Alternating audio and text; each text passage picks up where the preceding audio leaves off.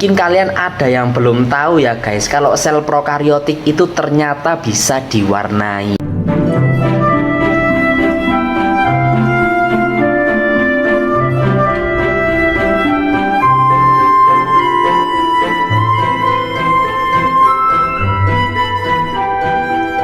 Halo guys, welcome back to my channel Raam Official.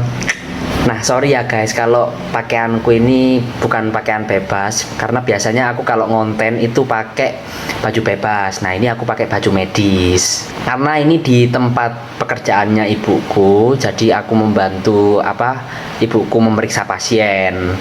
Nah di sore hari ini kita akan membahas tentang organisme sel prokariotik. Nah mungkin kalian ada yang belum tahu ya guys, kalau sel prokariotik itu ternyata bisa diwarnai. Nah kalau kalian tahu, kira-kira sel prokariotik ini ketika diwarnai itu menjadi warna apa ya? Kalian bisa simak video ini dengan baik-baik, dan alangkah baiknya kalian untuk mencatat materi yang aku jelaskan ke kalian. Nah sel prokariotik ini merupakan materi biologi kelas 10. Jadi kalian yang lagi sekolah, terutama di jurusan IPA, kalian cocok banget melihat video ini. Kalian bisa simak video ini sampai selesai. Sebelum kita memasuki pembahasan sel prokariotik, alangkah baiknya kalian untuk subscribe, like, komen, dan tekan tombol lonceng pada channel ini. Dan kalau bisa share video ini supaya video ini bermanfaat bagi kita semua. Ya bagi aku, bagi kalian, bagi orang-orang yang menonton video ini. Amin. Sebenarnya materi sel prokariotik itu banyak sekali, tapi aku berusaha untuk meringkas supaya kalian bisa memahami materi sel prokariotik. Sebenarnya materi sel prokariotik ini dibagi menjadi 3 bab. Bab yang pertama yaitu kita akan kenalan dulu apa itu organisme prokariotik. Kemudian yang kedua yaitu pengelompokan sel prokariotik itu apa aja. Ada Archaebacteria sama Eubacteria. Kemudian yang ketiga yaitu peran organisme prokariotik di dalam kehidupan kita itu digunakan sebagai apa aja. Ada yang bermanfaat dan pastinya ada yang merugikan. Kita masuk bab yang pertama yaitu organisme prokariotik. Nah definisi dari organisme prokariotik itu apa sih? Sel prokariotik merupakan kingdom Monera yang memiliki sel tunggal atau nama lainnya uniseluler dan tidak memiliki membran inti sel. Nah dari definisinya kita akan mengenal lebih dalam ciri-cirinya sel prokariotik itu bagaimana. Yang pertama uniseluler atau bersel tunggal. Kemudian yang kedua yaitu dia tidak berklorofil dan dia hidup bebas seperti parasit. Ciri-ciri yang ketiga itu dia bersifat heterotrof, artinya dia tidak bisa membuat makanan sendiri. Dia kalau mencari makanan itu dari organisme yang lain, gitu maksudnya. Kemudian ciri-ciri yang keempat yaitu dia tidak memiliki organel yang diselubungi oleh membran. Nah aku tadi lupa, itu tadi penjelasan subbab yang pertama. Sekarang kita masuk kepada subbab yang kedua yaitu struktur dan fungsinya dari sel prokariotik. Struktur yang pertama yaitu dia memiliki membran plasma. Nah membran plasma ini berfungsi untuk melindungi sel serta mengatur transportasinya sel, dan dia juga menerima rangsang dari sel yang lain. Kemudian ciri-ciri yang kedua yaitu dia memiliki sitoplasma. Nah di mana sitoplasma itu memiliki komponen. Komponen sitoplasma itu mengandung cairan yang tersusun oleh koloid, di mana koloid itu mengandung molekul organik. Nah molekul organik itu tersusun lipid, karbohidrat, kemudian protein. Dan ciri-ciri yang ketiga yaitu dia memiliki nukleus, di mana tugasnya nukleus itu mengendalikan sel serta mengatur seluruh kegiatan sel. Kemudian ciri-ciri yang keempat yaitu dia memiliki ribosom, di mana tugasnya ribosom yaitu mensintesis protein serta memperbaiki protein. Ciri-ciri yang kelima yaitu dinding sel. Dinding sel itu berfungsi sebagai pelindung kedua ya, pelindung kedua dari membran sel. Dia juga melindungi sel juga. Jadi ada backupannya gitu loh, ada cadangannya. Kemudian yang keenam ada kapsul. Nah, fungsinya kapsul ini yaitu melindungi luar sel. Jadi misalnya ada makhluk parasit yang mau menyerang pada bakteri. Nah, tugasnya kapsul ini melindungi dari makhluk parasit yang akan menyerang bakteri ini tadi. Kemudian ciri-ciri yang ketujuh yaitu dia memiliki bulu rambut, di mana fungsinya bulu rambut yaitu alat perekat sel bakteri pada permukaan dasarnya bakteri. Kemudian ciri-ciri yang terakhir yaitu dia memiliki flagela, tapi tidak semua bakteri itu memiliki flagela loh guys. Nah, fungsinya flagela itu sebagai alat pergerakan bakteri. Jadi bakterinya itu bergerak karena ada flagelanya. Nah, itu tadi penjelasan tentang bab yang pertama yaitu pengenalan organisme prokariotik. Sekarang kita masuk kepada penjelasan yang kedua yaitu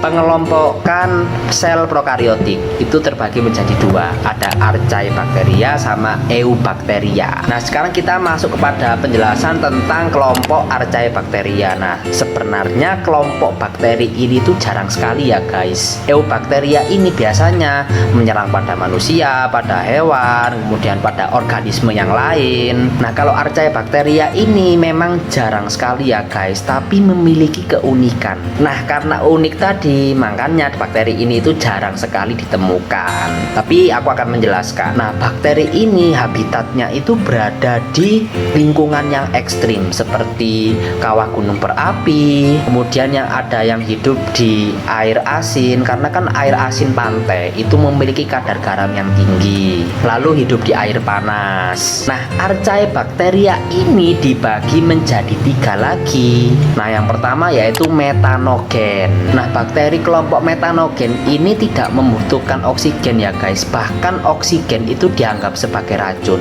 tapi dia menghasilkan karbon dioksida. Nah, dia memiliki kemampuan mereduksi karbon dioksida menjadi metana.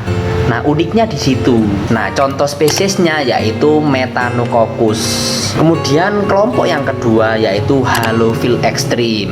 Nah, mikroorganisme ini itu berada di tempat yang asin atau di laut yang mati, seperti laut di Afrika kalau nggak salah itu. Nah, contohnya yaitu Bacteriodopsin. Lalu yang ketiga yaitu termofil ekstrim. Nah, termofil ekstrim ini merupakan bakteri yang hidup pada suhu 60 sampai 80 derajat Celcius. Saking panasnya ya guys. Nah, kalau kalian tahu bakteri itu biasanya mati dalam keadaan panas. Nah, bakteri yang hidup di daerah panas tadi itu disebut sebagai Sulfolobus sp. Bakteri ini memang jarang banget ya guys. Aku aja waktu kuliah itu kebanyakan bakteri yang stabil aja. Dalam artian stabil itu dia hidup di daerah yang biasa-biasa aja, bahkan dia membutuhkan oksigen. Nah, untuk kelompok Archaebacteria udah selesai ya guys. Sekarang kita masuk pada penjelasan yang kedua yaitu pengelompokan Eubacteria. Eubacteria ini memang sering sekali ditemukan, bahkan ini bisa menimbulkan penyakit pada manusia dan bisa merugikan pada hewan, pada organisme yang lain. Nah, di Eubacteria ini itu terbagi menjadi tiga bentuk. Ada bentuk kokus. Kokus itu lingkaran ya guys, bunder. Kemudian yang kedua yaitu spiral, dan yang ketiga yaitu basil. Basil itu bentuknya kayak pil. Nah, sekarang kita bahas satu persatu tentang bentuk bakteri. Yang pertama yaitu kokus. Nah, kokus ini itu terdiri dari 4 bentuk. Ada monokokus, diplococcus, Staphylococcus sama Streptococcus. Maaf ngeblank ya guys. Monococcus artinya bulat tunggal, berasal dari kata mono. Mono itu artinya tunggal. Kemudian yang kedua Diplococcus, artinya ganda atau lebih dari 2. Dia berbentuk lingkaran tapi ada 2. Itu Diplococcus. Kemudian Streptococcus, dia berantai, jadi dia bunder-bundernya ini berantai. Dia ada bakteri 1, bakteri 2, bakteri 3, bakteri 4 berantai, kayak rantai ya. Kemudian yang keempat yaitu Staphylococcus berbentuk anggur seperti buah anggur. Contoh dari monococcus seperti bakteri Neisseria gonorrhoeae. Kemudian yang kedua yaitu Diplococcus, contohnya bakteri Diplococcus pneumonitis. Dan yang ketiga yaitu Streptococcus, itu contohnya bakteri Streptococcus pyogenes. Kemudian yang Staphylococcus itu contohnya bakteri Staphylococcus aureus. Nah, bakteri Staphylococcus aureus ini sering digunakan penelitian di bidang kesehatan karena bakteri ini bisa menyebabkan penyakit maaf ya guys. Nah, kita kokus sudah selesai ya guys. Kita masuk kepada basil. Basil itu terbagi menjadi 3 bentuk. Ada monobasil, kemudian diplobasil, sama streptobasil. Dulu aku soalnya pernah praktikum bakteri. Nah, itu bakterinya basil. Sebenarnya basil itu banyak ya guys. Kalau nggak salah itu contohnya Clostridium tetani kalau nggak salah itu ya. Itu bakterinya basil. Jadi aku waktu kuliah itu menggunakan mikroskop lalu mengamati di situ ada bakteri. Nah, bakterinya itu bentuknya basil, kayak obat pil gitu loh. Nah, untuk bentuknya sudah selesai ya guys. Sekarang kita membahas tentang pergerakannya. Nah, ini masih masuk kelompok Eubacteria ya guys. Ada monotrik, amfitrik, lofotrik, sama peritrik. Untuk monotrik itu flagelanya cuma 1. Kemudian yang amfitrik itu flagelanya ada 2, ada yang di atas bawah bakteri gitu. Kemudian yang ketiga yaitu lofotrik. Nah, lofotrik ini flagelanya lebih dari 2, bisa 3, bisa 4. Nah, kalau flagelanya sudah menyeluruh ke bakteri itu dinamakan sebagai peritrik. Jadi flagelanya itu menutupi keseluruhan bakteri. Masih masuk pada kelompok Eubacteria. Di sini aku akan menjelaskan tentang bakteri yang butuh atau yang tidak butuh oksigen. Yang pertama bakteri aerob. Bakteri aerob ini merupakan bakteri yang membutuhkan oksigen. Kemudian yang kedua itu bakteri anaerob, yaitu bakteri yang tidak membutuhkan oksigen. Gampangannya gini, aerob, anaerob. Aerob membutuhkan oksigen, anaerob tidak membutuhkan oksigen. Kemudian yaitu bakteri anaerob obligat. Nah, bakteri ini habitatnya berada di lingkungan yang tidak ada oksigennya, dan oksigen itu dianggap sebagai racun. Diingat-ingat ya guys, anaerob obligat. Anaerob tidak membutuhkan oksigen, obligat merupakan racun. Nah, mungkin definisinya kayak gitu ya guys. Tapi yang menimbulkan pertanyaan, kenapa bakteri anaerob obligat ini masuk Eubacteria, padahal Archaebacteria itu merupakan bakteri yang tidak membutuhkan oksigen. Nah, itu masih jadi pertanyaan ya guys. Tapi kalau misalnya kalian ada yang tahu kenapa alasannya, kalian bisa komen video ini. Kemudian yang keempat yaitu fakultatif anaerob. Nah, bakteri ini itu habitatnya berada di lingkungan yang penuh dengan oksigen atau tidak ada oksigen. Mungkin ada kaitannya dengan Archaebacteria tadi ya guys, sama obligat anaerob tadi. Nah, untuk contohnya ada fakultatif anaerob itu bakteri Escherichia coli sama Shigella sp. Lalu yang aerob itu Nitrobacter sp. Kemudian yang ketiga itu anaerob obligat, itu seperti bakteri Clostridium tetani. Masih masuk kepada kelompok Eubacteria, yaitu bagaimana cara bakteri ini memperoleh karbon dan energi. Itu terbagi menjadi 4. Ada fotoautotrof, terus ada kemoautotrof, kemudian yang ketiga ada fotoheterotrof, yang keempat kemoheterotrof. Nah, kalau kalian ingin mudah menghafalnya, kalian cukup menghafalkan yang namanya autotrof sama heterotrof. Nah, autotrof itu merupakan bakteri yang mampu membuat makanan sendiri, sedangkan heterotrof itu tidak mampu membuat makanan sendiri, alias dia membutuhkan makanan dari organisme yang lain. Nah, gampangannya kalau gitu. Kalau foto ya, mungkin kalian pernah belajar ya guys, foto, kemo, dan kawan-kawan, aku juga lupa ya guys. Nah, foto itu merupakan bakteri yang membutuhkan cahaya atau CO2, karbon dioksida. Nah, dia membutuhkan cahaya itu berfungsi sebagai mensintesis organik dan karbon dioksida. Nah, kalau kemo itu bakteri yang membutuhkan sumber karbon. Jadi kalau misalnya kalian kesulitan untuk menghafal, aku akan menjelaskan secara mendetailnya. Yang pertama, fotoautotrof itu bakteri yang bisa membuat makanan sendiri tapi dengan bantuan cahaya, dan dia bisa mensintesis yang namanya protein. Itu fotoautotrof. Kemudian yang kemoautotrof, bakteri yang membutuhkan karbon dioksida itu sebagai sumber karbon supaya dia bisa membuat makanan sendiri bagi dia, dan dia tidak membutuhkan sumber energi. Memang agak sulit ya guys. Kemudian fotoheterotrof. Ingat ya guys, heterotrof. Dia menggunakan cahaya untuk menghasilkan ATP, tapi dia membutuhkan karbon untuk membentuk organik. Kemudian kemoautotrof, yaitu bakteri yang mengonsumsi molekul organik untuk sumber energi dan karbon. Masih masuk pada kelompok Eubacteria. Nah, Eubacteria ini ternyata bisa diwarnai sesuai penjelasanku yang awal tadi ya guys. Nah, ketika kalian masuk ke prodi kesehatan ya guys, seperti kedokteran, kemudian analis kesehatan, ATLM, nah kalian akan mewarnai bakteri. Nah, bakteri ini diwarnai dengan bahan sintesis yang sudah disiapkan di laboratorium. Nah, ketika diwarnai, bakteri ini menghasilkan dua warna, yaitu warna ungu sama warna merah. Nah, kadang-kadang bakteri itu warnanya menyerupai ungu ke merah, kadang merah ke unguan gitu.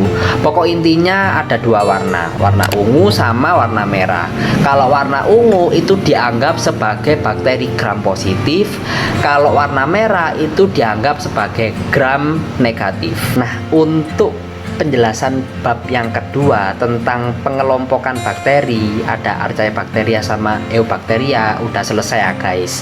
Sekarang kita masuk kepada bab yang ketiga, yaitu peran sel prokariotik di dalam kehidupan kita.